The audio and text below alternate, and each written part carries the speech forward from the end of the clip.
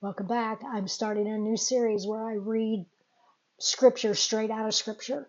I am reading out of the New Living Translation because it's an easier version for me to read. All right, Luke 3, verses 1 through 6. And at the end of the reading, we're going to ask ourselves the space pets questions. All right, I will link them in the description so you'll have them when you are personally doing your own reading. All right, Luke 3, verses 1 through 6. John the Baptist prepares the way. It was now the 15th year of the reign of Tiberius, the Roman Empire. Pontius Pilate was governor over Judea. Herod Antipas was ruler over Galilee.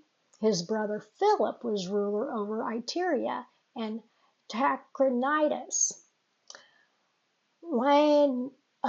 Laodicea was ruler over Abilene.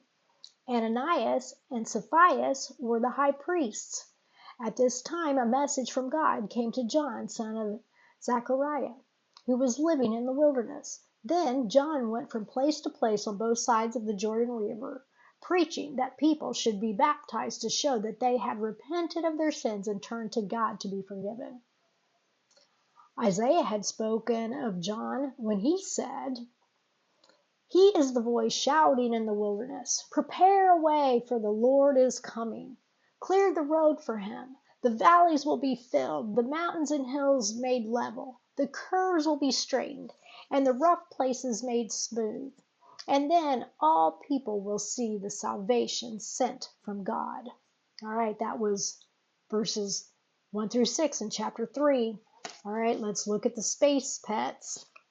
Is there a sin to confess there? Well, it talks about repenting of our sin, so we need to do that on a daily basis. Is there a promise to claim? Well, the promise is Jesus is coming, the Lord is coming, and it was fulfilled.